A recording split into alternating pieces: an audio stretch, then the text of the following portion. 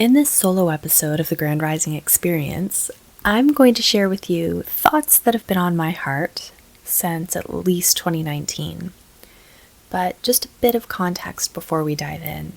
I start every day with a 1.5 to 2 hour meditative nature walk with Maggie, my 4-year-old corgi poo.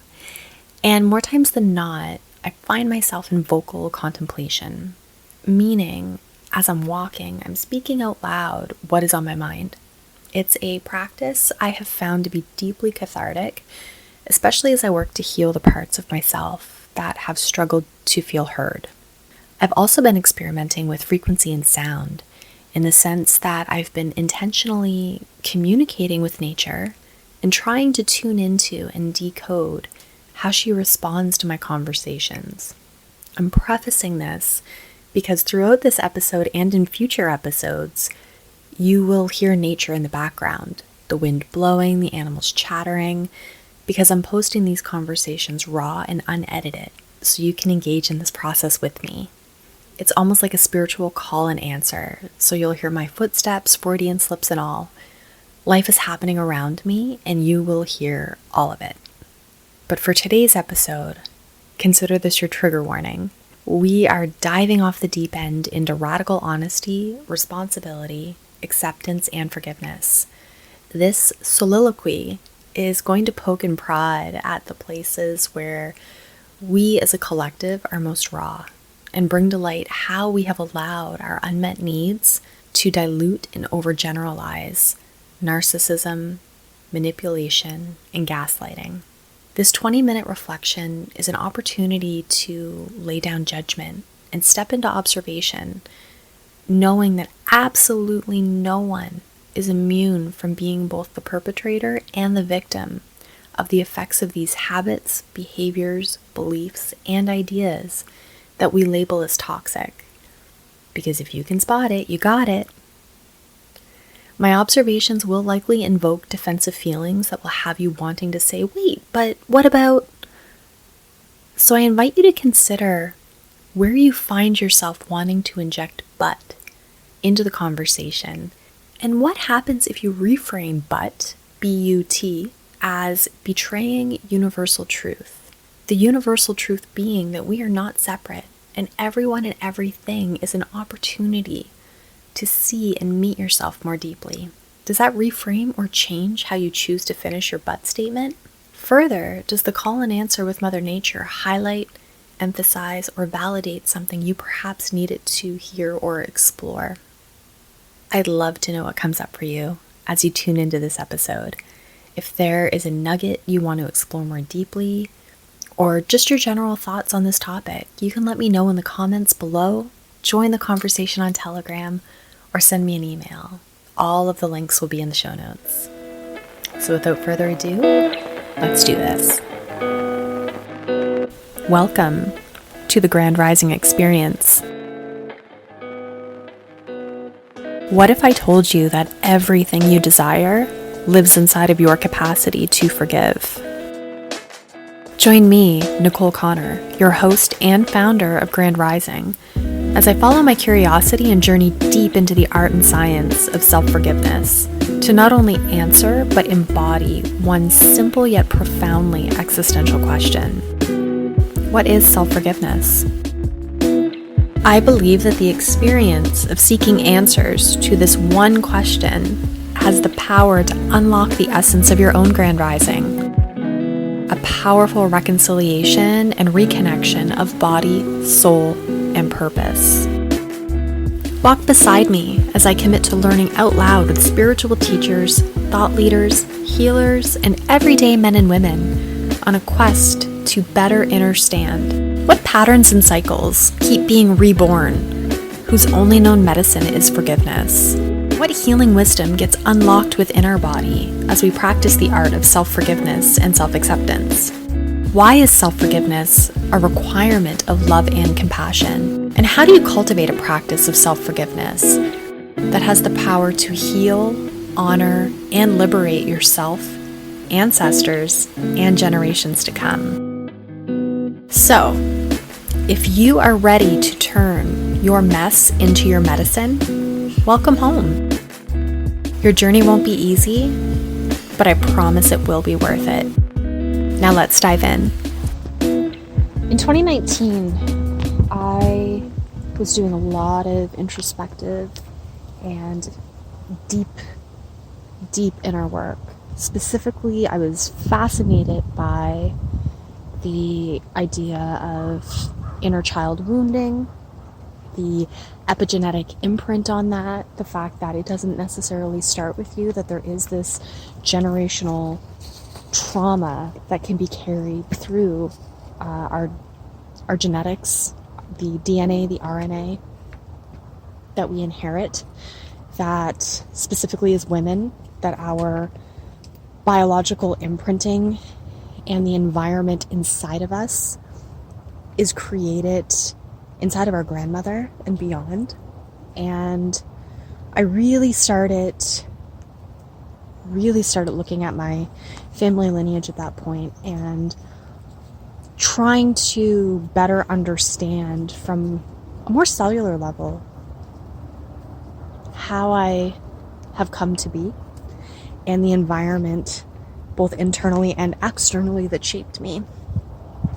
And unfortunately, fortunately, I'm not sure, when the pandemic hit, a lot of that work that I was doing got backburnered. And I was starting to kind of get to the apex of what I was working on. And one of the last things I did before the entire country shut down was I had gone to a leadership conference for women, mainly. But I'd gone to this leadership conference because I was hell-bent on trying to figure out how to package and distill this work that I had been working on for so long. And it's not that I didn't know how to do it, it's that I didn't have the courage to do it. At that time, I was running an Instagram account anonymously, and I had grown a very large following in a very short period of time.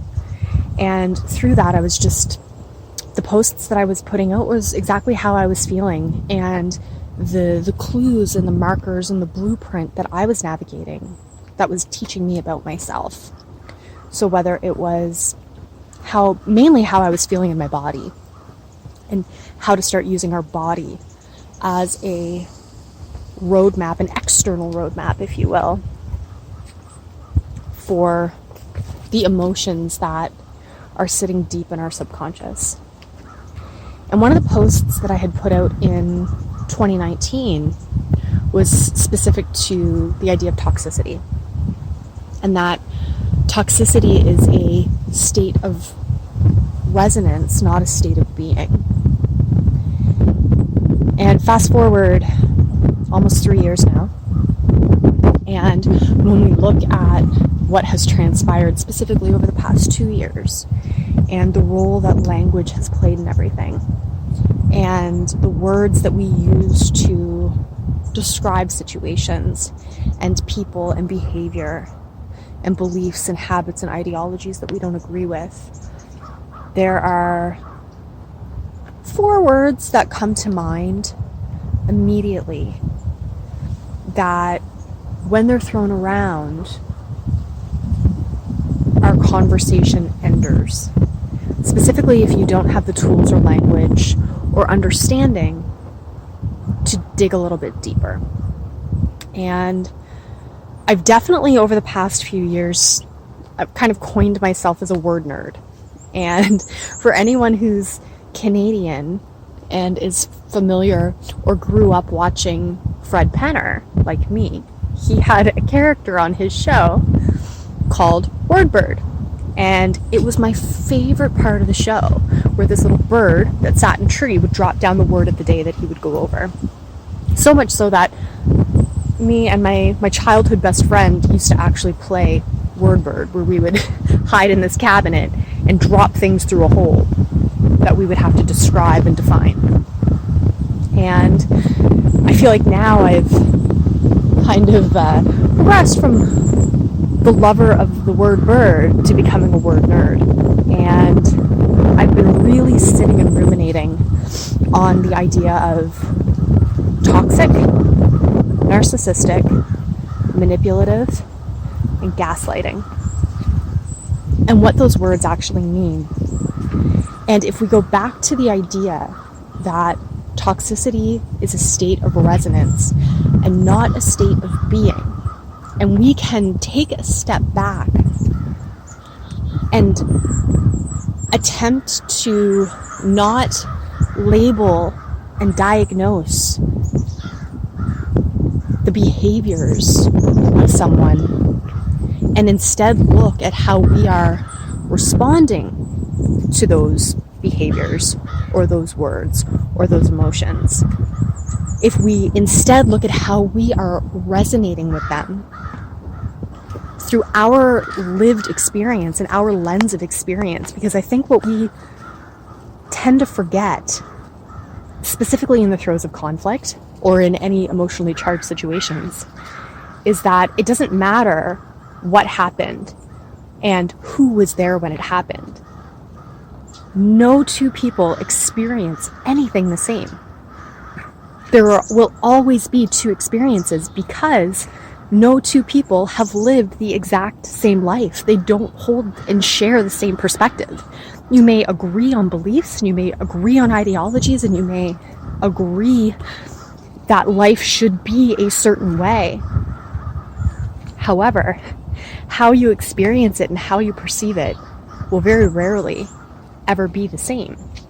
So, if we take that into consideration and we take that into context, and we start looking at radical responsibility, your responsibility, ability to respond, and we start overlaying that to the idea that we can label people as toxic or manipulative or gaslighting or narcissistic because they do act, behave in a way that we don't agree with, that doesn't resonate with our state of being. Are we bypassing and removing our innate responsibility, ability to respond to the situation through those labels? Because it becomes very easy to look at someone and other them, and look at someone and blame them for how you were feeling in a certain situation, instead of taking a step back and identifying why you feel that way. What need is not being met? And to take it one step further, if we are resonating through and from a place of unmet needs, what needs are we not meeting for ourselves? Because everything starts with you. Everything starts with you. You are always 100% responsible for the 50% of the relationship that you are part of. And it doesn't excuse the behavior of the other person. And it doesn't mean that you sit there, especially if you're highly empathetic, and try to rationalize away behaviors that are not sitting well in your heart because you understand their wounding, or you understand why they are the way they are. Because the moment you do that, you also step into a place of self-betrayal. Because again, everything is your responsibility first. How you show up, how you respond, how you react in any situation, the expectations that you place on other people to be a certain way. That's you. That's not them. And then it becomes this vicious cycle that when someone doesn't show up to meet your needs, or behave or act or do things in a certain way that keeps you comfortable, then it becomes very easy, specifically in this culture that we live in right now, to label them as toxic and manipulative and gaslighting. And I'm speaking from experience. And I think every single person who hears this at one time or another can see inside of them both the perpetrator and the victim of these behaviors. No one's immune to it. The real question is, are you willing to see it? And when you're willing to see it, are you willing to do something about it? And it doesn't necessarily mean that you stay in the situation. It doesn't necessarily mean that you reconcile or repair it. But it does mean that you now have a responsibility, the ability to respond differently next time it shows up.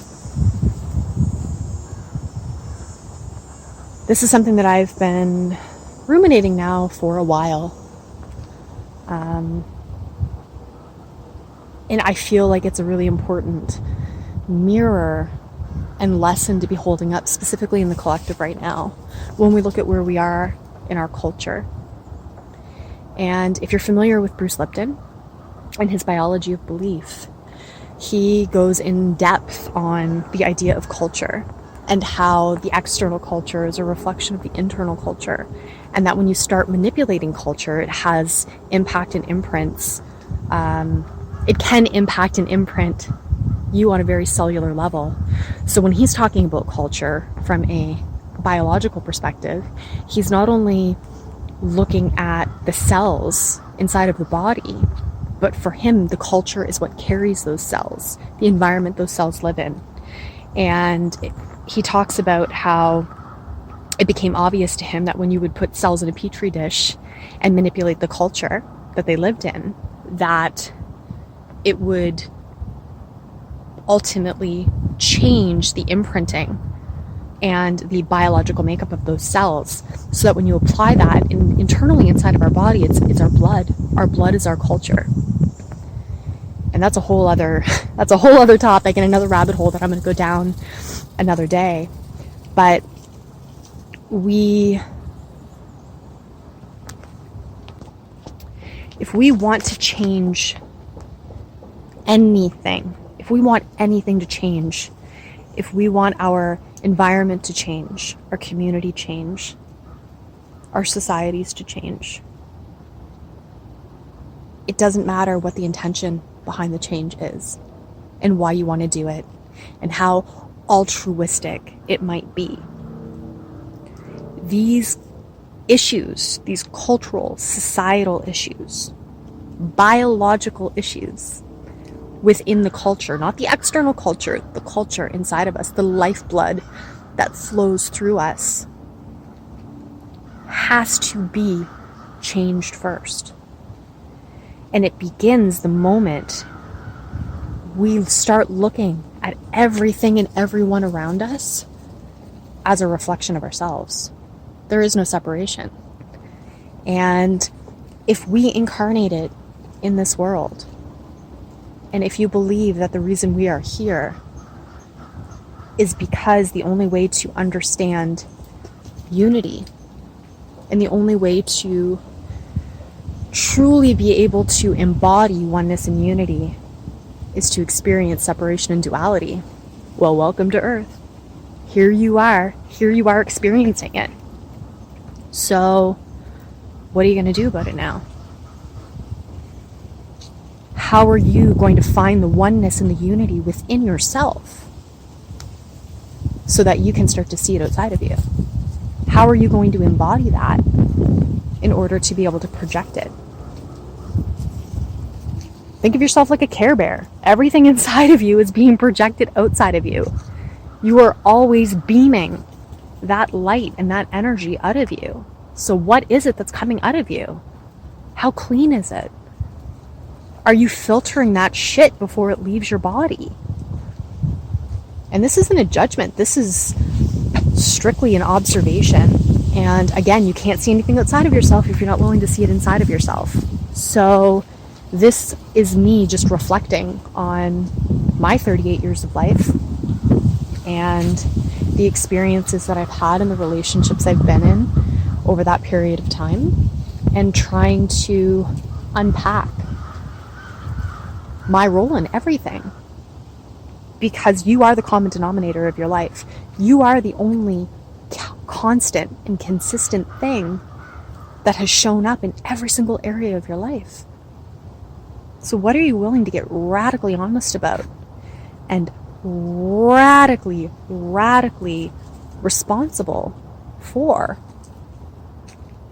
And then how are you also willing to radically accept what is so that you can forgive it and heal it and move forward. Not repeat it. I'm not saying it's easy. I'm not saying that it's going to click right away. And every time an experience shows up, life, as you become more aware to your surroundings and as you become more unified with what's happening around you, the more there will be to unpack. The more lessons will start to repeat to see if you've actually learned it, to see if you've built the toolbox and the resources inside of you that's required to be able to alter the way you respond, to stop reacting. You're not going to get it on the first time. You're not going to get it on the second time. Hell, you're probably not even going to get it on the third time. But are you willing to show up and do the work and take the responsibility and stop othering others and just get responsible for you? We're in a time right now where people are seeking justice. They're seeking justice everywhere. Let's think about that word, justice. You're expecting other people to atone and be responsible and be or face the consequences of their actions. Justice. We want justice. Let's think about that word, justice. Just is. It just is. So what if we started moving from this place of punitive, what if we start moving from this place of punitive punishment to self-reflection and self-love before we start expecting these external forces to solve all of our problems, or not even to solve all of our problems, to become the shield between us and ourselves? Because the moment you other someone else, you have placed a wall, a barrier, a shield between yourself and your higher self, between yourself and God. You've turned that mirror into a stone. You can't see through it.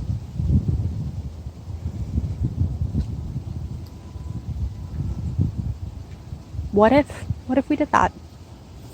What if instead of seeing everything as a need for justice, as just is, does that change what we accept? Does that change how we take responsibility for ourselves and how we show up? I think so.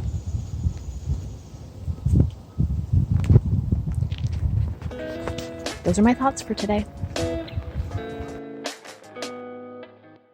Thank you for tuning in to the Grand Rising Experience. If this episode helped, ignited, or inspired a shift within you, or left you with an experience that you can't quite put into words, then please share it far and wide, rate it 5 stars, and leave a review wherever you're listening. Your feedback helps me cultivate valuable conversations and also ensures the Grand Rising Experience reaches as many souls as possible, and it would make my heart so happy. Until next time, much love and Grand Rising.